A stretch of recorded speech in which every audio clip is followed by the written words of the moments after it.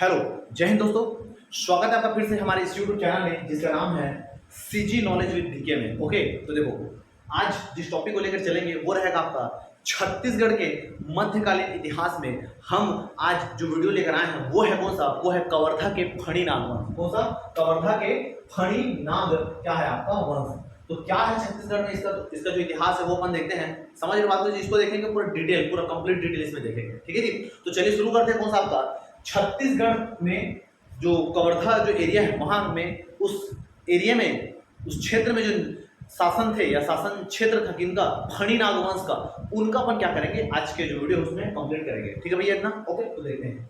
तो कवर्धा के जो फणी नाग वंश है, कवर्धा के जो फणी नाग वंश है, फणी नाग। ओके, तो फणी नाग जो वंश है इनका जो कार्यकाल है 9वीं से लेकर आकर आपका 15वीं शताब्दी तक है। लंबा कार्यकाल रहा है किनका, आपका इस क्षेत्र में इस वंश का। चूंकि इनके जो शासक है उतना कुछ खास काम नहीं किए हैं, इसीलिए याद रखना है ना। ये इनकी जो जानकारी है कुछ ऐसे जो शिलालेख की अगर बात करें, कुछ निर्माण कार्य बोले है लेकिन उतना ज्यादा नहीं है। इसीलिए जो है इसको ज्यादातर जो है पेपर में पुस्तक कम है ना, लेकिन जितना पूछेगा उसको अपन देख लेंगे। समझ रहे जी?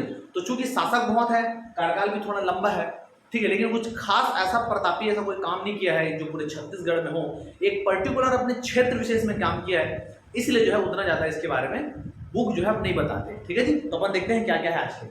तो यहाँ पर देखोगे तो कवर्धा के जो फणी नाग वंश है इनका जो शासनकाल वो है कौन सा आपका 9वीं जो शताब्दी है, 9वीं से लेकर 15वीं शताब्दी के मध्य इनका क्या रहा है आपका इस कवर्धा क्षेत्र में शासनकाल रहा है। ठीक, तो इनका अगर लोकेशन अगर देखते हैं, शासन क्षेत्र देखेंगे, तो ये जो हमारा जो छत्तीसगढ़ जो दिख रहा है, छत्तीसगढ़, इस छत्तीसगढ़ में जो मैकल श्रेणी वाला जो पर्वत है, ये वाला मैकल वाला जो रेंज है, ये वाला, तो मैकल में है ना जो कवर्धा करके जो जिला है, कवर्धा कबीर धाम बोलते हैं वर्तमान में। ओके, तो कवर्धा में बोलोगे तो इनका जो शासन जो क्षेत्र था वो क्या था आपका, कवर्धा था। कवर्धा वाला जो क्षेत्र जो मैकल जो पर्वत है, मैकल पर्वत, उसी वाले जो क्षेत्र में इनका क्या था आपका शासन क्षेत्र था। ओके, इतना ये हो गया।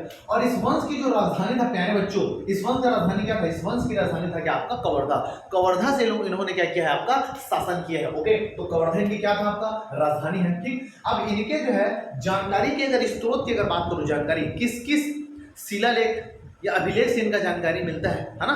तो यहाँ पर अगर देखोगे तो इनके जानकारी के जो स्रोत है, इसके स्रोत है वो है कौन सा आपका जो मड़वा महल है, मड़वा महल कवर्धा में है ना। मड़वा महल के जो शिलालेख है उस शिलालेख से याद रखना इस वंश की जानकारी मिलते हैं। और ये जो शिलालेख है वर्तमान में कहाँ है, वर्तमान में है कहाँ पर आपका म्यूजियम में। कौन सी म्यूजियम में? गुरु घासीदास जो संग्रहालय है रायपुर में, वहां पर याद रखना इनको क्या किया गया आपका रखा गया। क्योंकि अभी जो पेपर हुआ था उसमें पूछ दिया गया कि फला जो शिलालेख है ताम्रपत्र कौन से अभिलेख में, कौन से संग्रहालय में, दिल्ली, रायपुर, कलकत्ता, बम्बे। समझ लो आपको, तो ऐसा टाइप का क्वेश्चन पूछ रहा है। तो जानकारी के स्रोत देखोगे तो मड़वा महल का जो शिलालेख, इससे इस वंश के बारे में जानकारी मिलता है, जानकारी के स्रोत है। और एक कहाँ है शिलालेख, इसको म्यूजियम में रखा गया है, गुरु घासीदास संग्रहालय में इसको संग्रहित करके रखा गया। ठीक, अगला देखोगे जो ब्रह्मदेव राय, जो रायपुर के जो कलचुरी वंश थे, रायपुर के कलचुरी वंश ब्रह्मदेव राय, जो कि उन्हीं के समकालीन थे। ओके, सब एकदम टाइम पीरियड एक साथ चल रहा है। ओके, तो ब्रह्मदेव राय के जो अभिलेख है उसमें भी याद रखना इस वंश के बारे में जो है आपका बताया गया। क्योंकि इस वंश के जो शासक है उसको कहीं ना कहीं ब्रह्मदेव राय ने क्या किया था, हराया था। समझ रहे, इसलिए इसके अभिलेख में ये जानकारी मिलता है। दूसरा जो है इन वंश के जो दो शासक है, उन दो शासकों के मूर्ति शिलालेख मिले। मूर्ति शिलालेख है, सॉरी मूर्ति क्या मिले हैं आपका अभिलेख। मूर्ति अभिलेख का मतलब है कि इनमें जो दो राजा थे है ना, उनकी जो मूर्ति है, मूर्ति, उस मूर्ति में ही कुछ क्या है आपका लिखाया हुआ कुछ अभिलेख अपने को प्राप्त हुए हैं। ठीक हो गया, दो शासकों के मूर्ति अभिलेख है, जिसमें से पहला जो शासक है जिसका नाम है गोपाल देव। क्या नाम है? गोपाल देव। इन्होंने संवत चलाया था, तो याद रखना फणी नाग वंश के संवत क्या है, तो संवत 840। ठीक ना, ये हो गया। ओके, तो यहाँ पर गोपाल देव का जो अभिलेख है क्या नाम है आपका, मूर्ति अभिलेख। और उसके बाद जो दूसरा शासक कौन है इसके बारे में जो बुक है वो नहीं बताते एग्जैक्ट। ठीक है इतना, तो इतने को जो आपको याद रखना है। ठीक इतना। अब देखते हैं, अब यहाँ पर देखोगे, यहाँ पर अगर देखते हैं तो यहाँ पर देखोगे इनकी उत्पत्ति कैसे हुआ। इनकी उत्पत्ति के बारे में अगर बोलोगे है ना, इनकी उत्पत्ति जो है ये बताते हैं ये लोग मानते हैं अपना कि ये लोग जो है एक अहि और एक जतकर्ण, अहि और जतकर्ण नामक क्या था आपका एक ऋषि था, अहि और जतकर्ण। तो याद रखना अहि और जतकर्ण करके याद रखना एक ऋषि थे है ना, और ऋषि की एक कन्या थे है ना। अहि और जतकर्ण जो ऋषि थे उनकी एक कन्या थी, कन्या लड़की थी, उनकी बेटी थी, और बेटी का नाम क्या था आपका मिथिला। और मिथिला से ही ये अपनी क्या मानते हैं, उत्पत्ति मानते हैं। चूंकि मिथिला से अपनी उत्पत्ति मान रहे हैं, और मिथिला है ना, मिथिला और मिथिला पुत्र थी अहि की, तो तो इसीलिए इस वंश को, कवर्धा के जो फणी नाग वंश है, इस वंश को बोलते हैं अहिमिथिला वंश। क्या बोलेंगे? अहिमिथिला वंश भी जो है इस वंश को आपका बोला जाता है। समझ आया बात जी? तो कौन से वंश को अहिमिथिला वंश बोला जाता है? तो ये बोला जाता है कि इसको आपका फणी नाग वंश को, कवर्धा का जो फणी नाग वंश है, इस फणी नाग वंश को बोला जाता है कौन सा? अहिमिथिला वंश। ठीक है, इतना इतने को याद रखना। अब इनके शासन के बारे में जानकारी अगर बात करें तो इनके जो मूर्ति जो अभिलेख है ना, मूर्ति जो अभिलेख है उसमें, और जो शिलालेख है, क्या है आपका? शिलालेख है, उनमें जो है 24 शासकों का उल्लेख मिलता है। कितने शासकों का? 24 शासकों का। और वह अंतिम जो शासक है वो कौन है आपका? मोनिंग देव। ठीक है, तो 24 शासक कौन कौन? उसको थोड़ा नाम बस बता रहा हूँ, पढ़ना नहीं है। ठीक है जी, तो यहाँ पर तो 24 शासकों में एक है आपका अहिराज, राजवेल, धरणीधर, महिमदेव, सर्वदान, गोपाल, बलदेव, भुवनपाल। ठीक, ये हो गया। अगला है ना, कर्तिपाल, जयपाल, महीपाल, वृषभपाल, जनहू, जनपाल, यशराज, कन्हड़ देव। कन्हड़ देव ये है। उसके अलावा लक्ष्मी देव है ना, खड़ग देव है ना, भूनैलमल्ल, अर्जुन, भीम, भोज, लक्ष्मण और रामचंद्र देव। तो इतना 24 जो है आपका शासक है। 24 शासक का नाम याद रखने की कोशिश भी मत करना, समझ रहे? बहुत भारी पड़ जाएगा, कुछ काम नहीं है, कुछ ऐसे खास विशेष काम ये लोग नहीं किए हैं। और याद ना, दुनिया उसी को याद रखता है जो कुछ खास करता है। समझ रहे हो? तो ये लोग कुछ खास जो है ऐसा कोई तीर मारे नहीं है कि इनको याद रखें। इनमें जो याद रखने वाला जो है, ठीक है, इनमें जो याद रखने वाले जो शासक है वो कौन कौन है? याद रखने वाले शासक में एक तो पहला शासक है, ये संस्थापक है इनका। ठीक है, पहला शासक हो गया। दूसरा अगर बात करोगे तो दूसरे जो शासक है ना, जो दूसरा यहाँ पर शासक देखोगे तो दूसरा शासक है कौन आपका? ये रामचंद्र देव। कौन सा है आपका? रामचंद्र देव। समझ रहे? तो ये दो जो शासक याद रहे, इन दो शासकों को मेनली याद रखना। ठीक, ओके। अहिराज और कौन सा आपका? रामचंद्र देव। और तीसरा याद रखना कौन सा आपका? गोपाल। तो ये तीन शासकों के नाम आपको मोस्टली याद होना चाहिए क्योंकि कुछ ना कुछ आपका किए हैं। बाकी शासकों के बारे में उतना जो है जानकारी आपका प्राप्त नहीं होता। समझ आए भैया बात क्या बोल रहा हूं मैं? तो ये हो गए कौन से इनके शासकों के नाम। अब देखते हैं पर्टिकुलर एक एक शासक को पकड़ते हैं, जो खास जो इंपॉर्टेंस है उसको अपन क्या करेंगे? लेके चलेंगे। तो यहाँ पर देखोगे जो अहिराज है, अहिराज इस फणी नाग वंश से क्या है आपका? संस्थापक है। क्या है? संस्थापक है, संस्थापक। ओके, तो ये इस वंश के संस्थापक है। उसके बाद दूसरा जो शासक है, दूसरे शासक का नाम क्या है आपका? गोपाल देव। क्या नाम है? गोपाल देव। ये मूलतः है ना, ये जो है 6वें नंबर के क्या है आपका शासक है? गोपाल देव। गोपाल देव क्या है? 6वें नंबर के शासक हैं।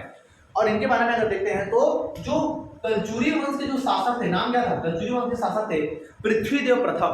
कलचुरी वंश के जो शासक थे पृथ्वीदेव प्रथम, उसने क्या किया था? इसको पराजित किया था और उसके अधीन रहकर इसने क्या कर रहा है? ये जो है क्या कर रहा था? शासन अपना संचालित कर रहा था। तो पृथ्वीदेव प्रथम के अधीन रहकर क्या कर रहा था? अपना शासन चला रहा था। मतलब पृथ्वीदेव के अधीन क्या है? आपके शासक थे। दूसरा, इन्होंने क्या किया? मोस्ट इंपॉर्टेंट है 1089 11वीं सदी। ओके, 1089 11वीं सदी में लक्ष्मण देव राय के द्वारा, किसके द्वारा?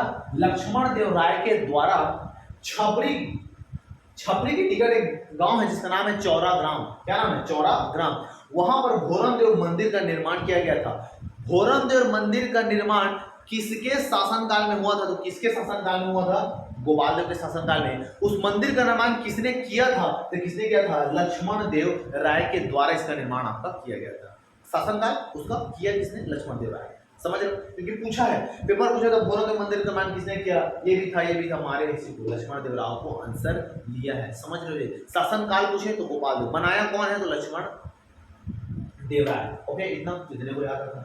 अब भोरम देव के बारे में अगर कुछ डिटेल देखते हैं तो उसमें यह है कि भोरम देव जो मंदिर है, भोरम देव मंदिर, क्योंकि भोरम देव मंदिर जो पूरा काला पत्थर से बना गया है, जो शिवलिंग है वहां पर काले कलर का है, इसलिए इसको छत्तीसगढ़ का कला तीर्थ बोलते हैं या काला तीर्थ बोले। छत्तीसगढ़ का काला तीर्थ बोलते हैं किसको? आपका भोरम देव को। और ये जो भोरम देव का जो पूरा मंदिर है ये काले पत्थरों से मिलकर क्या हुआ है? आपका बना है। और यहाँ पर जाओगे भोरम देव के मंदिर में तो यहाँ पर जो है विभिन्न मुद्राओं में आलिंगन करते हुए, है ना, आलिंगन करते हुए जो है आपका बोला कामसूत्र के जो विभिन्न जो उसमें शैली है उनको क्या किया गया है? यहाँ पर आपका चित्रण किया गया है। समझ लो बात को? ओके, तो कभी जाइएगा घूम के, एज अ एक एस्पायरेंट को जो पेपर का तैयारी कर रहा है, अगर उसको घूमने का शौक है या कहीं घूमने जाता है तो ऐसी जगह में जाओ जहां पर कुछ देखने को मिले, कुछ सीखने को मिले। समझ रहे हो बात को जी? क्या बोल रहा हूं मैं, है ना जी? तो ये सब चीज है, एक एस्पायरेंट को इस एरिया में घूमना चाहिए। अगर घूमने कहीं बाहर जा रहे हो तो ऐसे जगह में जाइए। ओके, तो भोरम में जो मंदिर है, ठीक है, ये जो मध्य प्रदेश का जो खजुराहो मंदिर है, मध्य प्रदेश में एक खजुराहो मंदिर है, भोलेनाथ का शिव मंदिर है, उन्हीं से क्या है आपका ये प्रेरित है। कौन सा आपका ये भोरमदेव मंदिर। इसको बनाया था किसने, जो खजुराहो का जो मंदिर है इसको बनाया था चंदेल राजाओं ने, इन्होंने क्या किया था आपका बनाया था। उसी के नक्शे कदम पर सेल नागर शैली में, नागर शैली मतलब बताया था मंदिर ऐसे रहेगा, ठीक है, द्रविड़ शैली में मंदिर का जो ऊपर है वो ऐसे रहेगा, ठीक है। तो ये जो शैली है, शैली का नाम क्या है आपका नागर शैली। चूंकि चंदेल वंशी शासकों ने बनाया था इसीलिए शैली को बोल दिए हैं क्या, चंदेल शैली को बोलते हैं, ठीक है जी। और ये जो है एक आदिवासी देवता है, क्या है आपका आदिवासी देवता, इसको मानते हैं किसको, भोरम देव में जो शिवलिंग है उनको, ठीक है। और इसको छत्तीसगढ़ का क्या बोलते हैं आपका खजुराहो बोलते हैं। तो इतना याद रखना है कि इसके बारे में आपका भोरम देव के बारे में, मध्य प्रदेश के खजुराहो मंदिर से प्रेरित है। चंदेल वंशी जो शासक उन्होंने बनाया है, शैली बोले तो नागर या चंदेल लेकर आया तो आपका चंदेल। आदिवासी क्या है आपका देवता है, और छत्तीसगढ़ का बोलते हैं खजुराहो या छत्तीसगढ़ का काला तीर्थ, इसको बोला जाता है तो आपका भोरम देव को।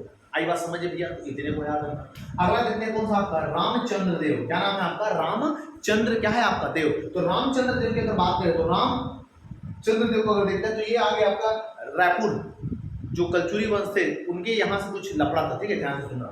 तो राम जो चंद्र देव थे, इसके शासनकाल में जो रामचंद्र देव थे, है ना जी, जो राजा थे, उनका विवाह हुआ था किससे, कलचुरी की जो राजकुमारी थी, कलचुरी वंश की राजकुमारी जिसका नाम था अंबिका देवी, क्या नाम था अंबिका देवी। तो कलचुरी वंश की जो राजकुमारी थी अंबिका देवी, उनसे विवाह होता है किसका, रामचंद्र देव का। अब चूंकि शादी करना है तो शादी करने के लिए क्या चाहिए भैया, मड़वा चाहिए, क्या चाहिए, मड़वा, मड़वा समझ लो बात को, मड़वा चाहिए।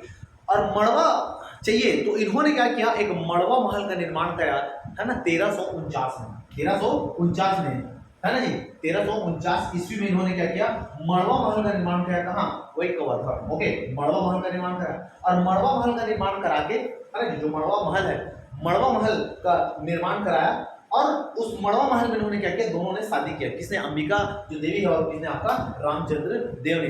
और ये जो मड़वा महल है, इसको गर्भगृह के अंदर जाओगे, गर्भगृह में, तो गर्भगृह में याद रखना शिव भगवान का क्या मिलेगा आपका, मूर्ति मिलेगा, शिव भगवान का क्या मिलेगा आपका, मूर्ति मिलेगा। और जो है इस मड़वा महल, उसको विवाह का क्या माना जाता है, आपका प्रतीक माना जाएगा। और ये जो शिव मंदिर है, ये 16 विभिन्न अलग अलग स्तंभों पर क्या हुआ है आपका टीका है, तो 16 स्तंभों पर टीका हुआ है, कौन सा आपका ये गर्भगृह। दूसरा, इस महल को, मड़वा महल को दुल्हा महल भी कहा जाता है, दुल्हा महल या दुल्हा देव भी कहा जाता है, ठीक है जी। इसका जो डिजाइन है, ये डिजाइन क्या है, इसमें धर्मराज सिंह ने, धर्मराज सिंह ने इसका क्या किया था आपका डिजाइन किया था पूरा, कि भैया कैसे बनेगा मड़वा महल, ऐसे कर, ठीक। और इसका जो मुख्य द्वार है, उस मुख्य द्वार को एक नाम से जाना जाता है जिसको बोलते हैं कौन सा, हाथी गेट, एक बड़ा सा हाथी का चित्र, इसको क्या बोलेंगे, हाथी गेट।